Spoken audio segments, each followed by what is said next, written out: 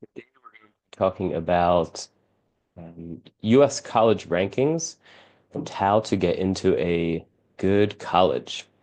All right, here we go. First thing I would like you to do is to take a moment and look through these. And if you're a student, choose four of these that you would like to represent characteristics of yourself when you are age 40. If you're a parent who's watching this, what are things that you'd like for your child at the age of 40? So I'm going to pause for a moment and ask you to just read through those and choose.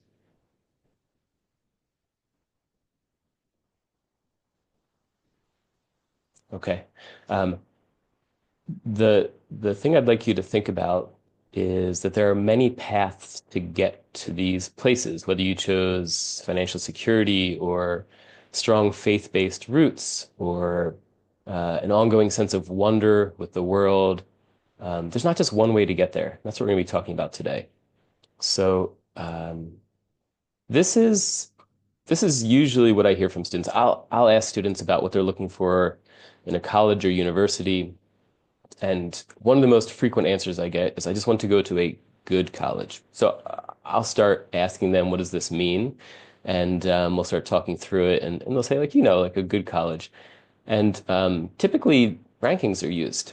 And this makes perfect sense because there are so many colleges and universities out there. And how do you really know what's a school that's a good place? And the rankings are out there, and they're an easy way to try and figure out if a school is a good school. It makes perfect sense, right? In a confusing world, the rankings help us out. Uh, that's the thing that I want to explore a little bit is how much do they really help us, and are there other ways? So here we go. First, um, University of Pennsylvania is an Ivy League college or university in Philadelphia, uh, in the United States. And I want you to take a moment and think, is it a good school? Is it a good college? Ranking wise, you can see I have highlighted here that it's ranked 11 in the QS World University Rankings. That's another very popular ranking in addition to the US News and World Report. So many people would say, yes, it's a good school. And if I ask them why, um, I don't know if you could tell me too much about the school other than it's ranked well and maybe it has a good business school or something like that. So there are various rankings. This is US News and World Report, this one with the little blue banner. There's lots of different rankings out there. So we're going to dig into the US News and World Report one for a moment. That's one of the oldest and most recognized ones. So I want you to take a moment here and which of the following indicators contributes the most to a school's US News ranking? We've got five factors here. Go ahead and read through and see which one you think it is. I'll give you a moment to do so.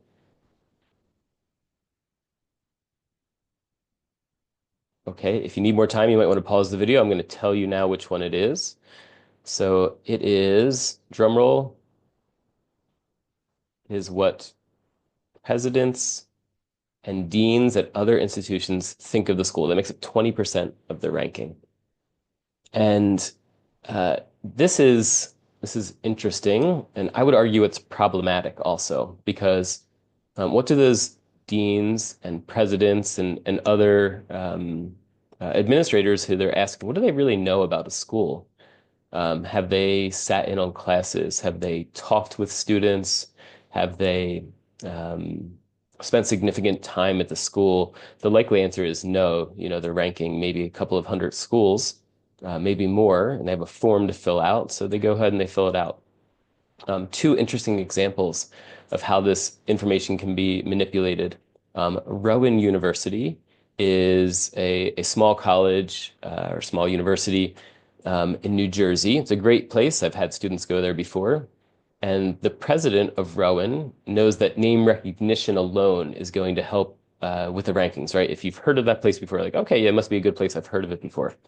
So he had hot sauce made up in little bottles, and he had Rowan University label printed on that hot sauce, and he shipped it out to some of the presidents and deans and other administrators who would be ranking schools. And he knew that that was a really cost-effective way to raise their rankings, and it worked.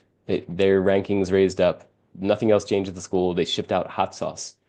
Another example is Northeastern University. Northeastern University is in Boston. It is a well-known school. It's very popular internationally.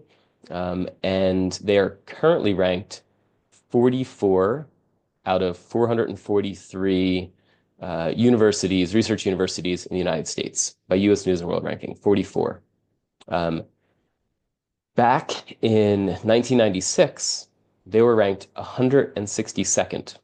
So they went from 162 to 44. It's a huge jump. And what happened was they had a president back in 1996 who said, we need our rankings to go up. They didn't change much about the school, but they knew how to reverse engineer the rankings. And so they went through and they said, what are the things that really matter in creating these rankings and how can we improve those specific things? And so again, they worked on having other schools know about them and little pieces that they knew they could manipulate to help their rankings go up. Almost the same professors, same buildings, the campus hasn't changed much, but they're now ranked much, much higher because these numbers are able to be manipulated. Okay. So I'm going to talk a little bit about the fact that applications to highly ranked colleges are going up. They've gone up a lot in the past, let's say 25 years or so. And part of the reason is because this thing called the Common App, which many students will use to apply to US universities and colleges, made it easier to apply to places. Transportation, improvements in transportation mean it's easier to get around the world, and fewer students are staying regional or local. There's the number of spots at these colleges has stayed the same, but popularity and the rankings and things have driven up applications. So now we have many more students applying to the same small subset of schools who are seen as really good schools. Okay. Here's again, University of Pennsylvania in Philadelphia. We started off by talking about them. Are they a good school? Their current ranking, when I looked it up yesterday, was, excuse me, not ranking, their current acceptance rate is 6%. So of every 100 students who apply, 6 are getting in. And what was it 25 years ago, if you have any guesses? 31%. Okay, and not a lot has changed at Penn over time, but the applications have gone up a lot. Social media has helped, the internet, right? There's lots more information flying around. And this really helps these elite brands to make them seem like places that are incredibly special and wonderful, right? It's one of those things where if fewer people can have it, then it must be good. But I want you to ask yourself, why? What really makes the University of Pennsylvania or another highly ranked school one that rejects the vast majority of students? 94% of students are getting rejected. What makes this school a good school versus someplace else? We have what we would call in the admissions world an arms race of schools trying to get more and more applicants. In fact, when I go to visit colleges and universities, they brag about how they've increased the number of students who've applied. Why are they doing that? Because they want to be more elite and seem like it's harder to get in. It makes their brand seem more special. Okay, so in class, I have students go ahead and take a moment and think about a takeaway or a question. If you're watching this at home, I'd encourage you to do the same thing. Just pause and think about a question or a takeaway that you have. But for now, I feel like I'm going back in time here with this meme. But I think there are other ways to think about this. You don't have to only think about the rankings and be caught up in that cycle of I need to get into the most selective school, and if I don't get into a school like UPenn, then I'm a failure. When we know that the vast majority of students who are not getting into the University of Pennsylvania are highly qualified. They're admissible. Admissible means they have all of the things that the college is looking for. Uh, the vast majority of students who are applying are admissible. Let's say 75% are admissible. So if they had the space, they could accept 75% of the applicants, but they don't have the space. They have the same number of seats they did 40, 50 years ago. They haven't expanded their campuses. UPenn is in the middle of Philadelphia. There's no place for them to build. So they stay the same in terms of size, but more and more people apply. So judging ourselves against, can I get into a school like this, um, uh, is not the healthiest way to think about this, I would argue. Okay, so I'm going to give you three other things to think about beyond just the rankings in terms of looking for what makes a good college. So we're going to start here with this report, a white paper called A Fit Over Rankings. And the subtitle is Why College Engagement Matters More Than Selectivity. This was done by Challenge Success, which is an organization that's part of Stanford's Graduate School of Education, highly respected in the world of education. And they did a long study into how much the rankings matter and other ways to think about this. If you're interested, you can see there's a link at the bottom of the slide. You're having the slides also, and you can go ahead and read the paper if you're interested. So they have three major findings, and we're going to look at those three findings. The first question is, are students, this is their big overall question, are students who attend more selective colleges better off later in life? Right? And that's what we want. We want for ourselves and for our children. We want them to have opportunities, to have a good life, to have security financially, to be part of a community, to live a life that they feel is meaningful, and just overall to have a good life, right? So are students who attend these more selective schools better off? And their findings say no, it's not a reliable predictor of student learning or job satisfaction or well-being if you go to a highly selective school. All right, so here's the first of their three major findings. The metrics used in traditional college ranking systems are problematic. And a quote from the paper is, according to the study, traditional college rankings measure a set of factors that are weighted arbitrarily, drawn from data that are most easily quantifiable and comparable, sometimes poorly documented, and not always relevant to undergraduate education. There are better ways to choose a college than to rely on rankings and selectivity as the main criteria. I'm going to go back for a moment to this, right? And looking at this. So these things are all quantifiable, right? They send out the survey to get some information that's a little different than just numbers, but we can look at the number of students to faculty, right? That's something we can find. The average class size. What other presidents or other deans or whatever think about the school. Think about schools that you've attended. Think about the school that you attend now if you're a student, and think about all the people at home who might know nothing about the school that you attend now. Think about people who live far away from you and whether or not they know your school. If they don't know it, they probably wouldn't rank it highly. Does that mean it's not a good school? So that's why when they say that the data is the most easily quantifiable is what they use, they have to use something. So they use the easily quantifiable. And is that a good predictor of what makes a good college? Okay, I'm coming back here. Okay. Their second major finding, this organization from Stanford University, is that college selectivity is not a reliable predictor of student learning or future well-being. And here's a quote from the report. We find no significant relationship between a school's selectivity and student learning, future job satisfaction, or well-being. We find a modest relationship between financial benefits and attending more selective colleges, and these benefits apply more to first generation and other underserved students. We also find that individual student characteristics, such as background, major, and ambition, make more of a difference in terms of post-college outcomes than the institutions themselves. I'll read that last sentence again. We find that individual student characteristics, such as background, major, and ambition, make more of a difference in terms of post-college outcomes than the institutions themselves. So if you're somebody who's driven, you're going to do well, whether you go to a name brand college or not, is what they're saying.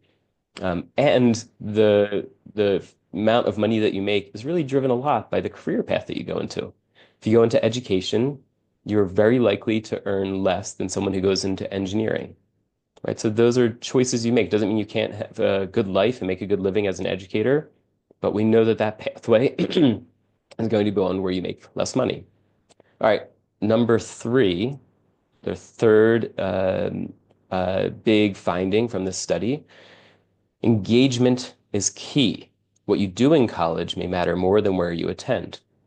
And here's another quote. Colleges that provide ample opportunities for students to deeply engage in learning and campus community may offer the key to positive outcomes after college. For instance, students who participate in internships that allow them to apply what they learn in the classroom to real life settings, students who have mentors in college who encourage them to pursue personal goals, and students who engage in multi-semester projects are more likely to thrive after college. We're going to see this more in the next resource also, but engagement is key. What you do while you're there matters more than where you attend. Again, there's a link a few slides back to this full report if you'd like to see it. Now we're going to go on to resource number 2 for looking beyond the rankings. Okay, Gallup Purdue Index Report.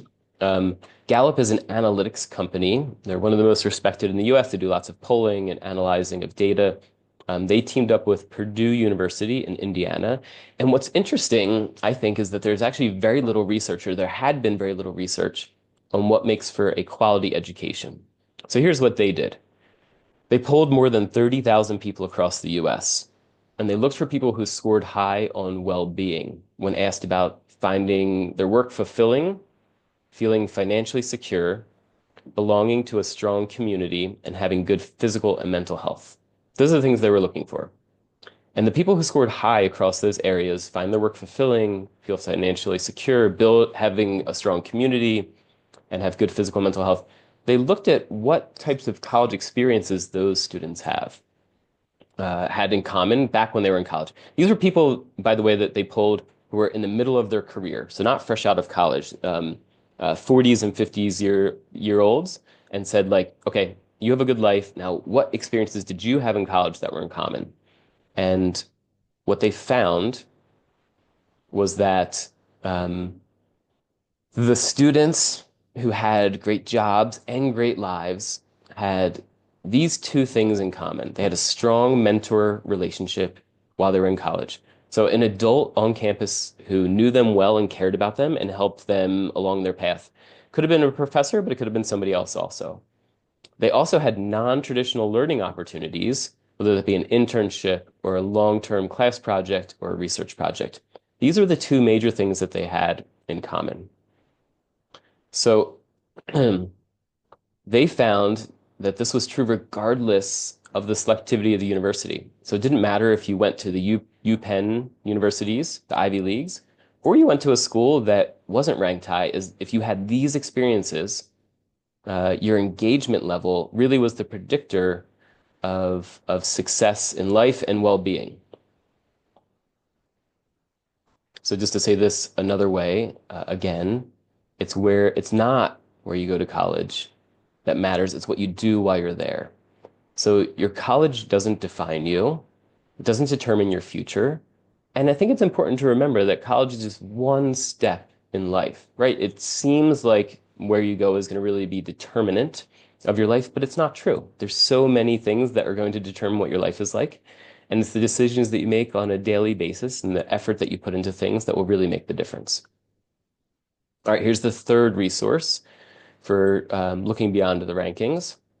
This is a book called Where You Go Is Not Who You'll Be. The author's name is Frank Bruni. Oh, I'm sorry, I don't have that on the slide. Frank Bruni, B-R-U-N-I. Frank Bruni, when he wrote this, was working at the New York Times, which is probably the most respected newspaper in the United States. And he was writing opinions, but he was also doing a lot of research into higher education. And you can see the subtitle here is an antidote to the college admissions mania, to everyone thinking they have to get into an Ivy League school. And what I think is great about this is that he uses both data and anecdotes to try to disprove the fact that you need to go to a super highly ranked school in order to earn a good living and to be successful. And one of the things that he looks at in this book because it's, again, easily quantifiable. Fortune 500 companies and their CEOs, and how many of them went to highly ranked schools, and people who work in Congress in the U.S., senators and House of Representatives, people who've been elected to represent the people in the U.S. And he found that very few of them went to these elite institutions. Yet they're some of the people who are in the most powerful positions in both the business world and in government. And he also looked at other areas, other industries, and found the same correlation. So I have a link here for a 46-minute video. I think it's a really easy watch. It's an entertaining watch also, and has a lot of really good examples in there. I definitely recommend that you take a little bit of time and watch that, particularly if you're someone who is still a little bit in doubt or who wants more information about why the rankings are overrated. And then if you're interested in his book, I've photocopied the introduction and the first chapter, and I've made a PDF so you can check that out there. Okay, so again, I do these pauses where you stop and think about a key takeaway or question, because when we pause to reflect, we really help to process the information. So I encourage you to pause, take a moment, jot down some takeaways or questions that you have. And I'm going to keep going though. Okay, so I think if your goal in life is to get as rich as possible, then maybe, and only maybe, the rankings are important.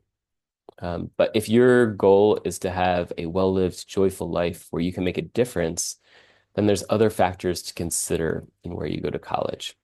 I'm going to just give you a few tips for figuring this out. And it's not easy, right? You have to figure out what matters to you. So one thing I recommend is to block out the noise. And by this, I mean, this is a personal process. This is your journey in life, students. And so other people's opinions really don't matter in the long run. It's about getting the education that's going to help you to grow and to become the person that you want to be. And there's so many great schools out there. So it's really about how do you start to find them. And we're going to talk about more about how to find those in future workshops. I also recommend that you focus on the things that you can control. You can't control what other people think. You really can't actually control ultimately where you're going to go, or where you'll be able to afford in most cases, but you can choose schools that you think will be a good place for you to grow and to thrive and to be challenged and supported. And if you can choose a bunch of those places and then apply to them, then you see what happens. And then you're in a good spot to have ultimately good options. So you're preparing to start a new chapter in your life, and I think these big questions are really good ones to reflect on over time. I don't think you'll have the answer tomorrow or next week. I think it will continue to evolve because you are continuing to evolve and grow, and those are good things. So ask yourself, who do you want to be? What kind of impact do you want to have on the world? And how do you get there? Speaking of impact on the world, these are the UN's Sustainable Development Goals. You might have seen these before. But I think another way of thinking about your future is, instead of thinking about what career do I want to have or what major do I want to have in college, think about what problems in the world do I want to try to help solve.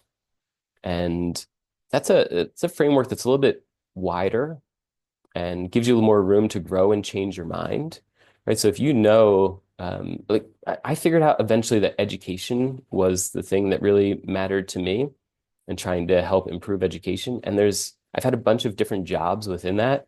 Some of them classroom teaching, college counseling. I've done post-secondary support.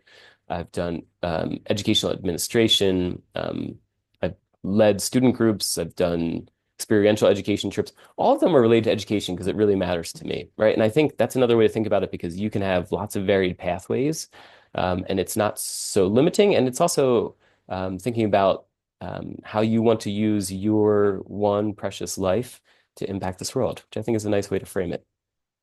Okay, focus on personal fit. And when we're talking about personal fit, usually in college, we're talking about these three things: academic, social, and financial fit. And I'll give you an example of social fit for a moment.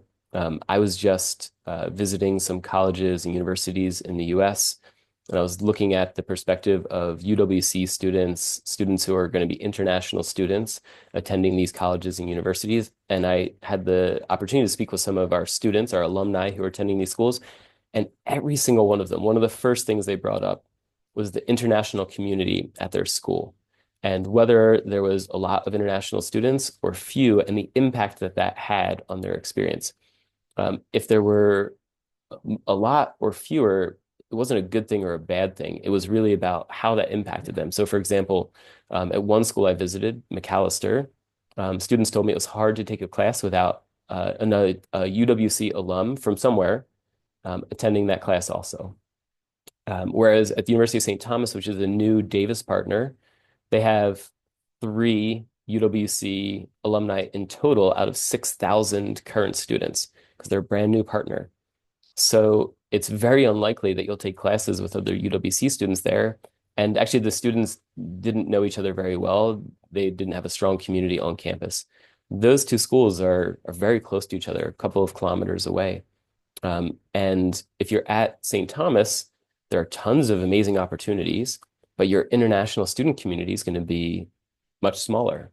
And that's one of those questions about what's a good fit for me? Do I want to be someplace where I'm part of a big UWC community or a big international student community, or do I want to be someplace where I can really get to know and I'm forced to get to know American students in a different way?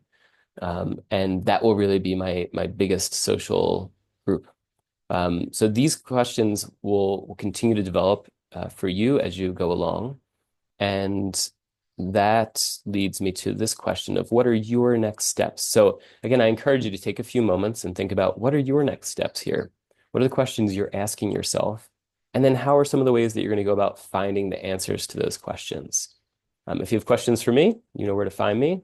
And I hope you have a great day. Let me see if I can stop my recording. Here we go. See you.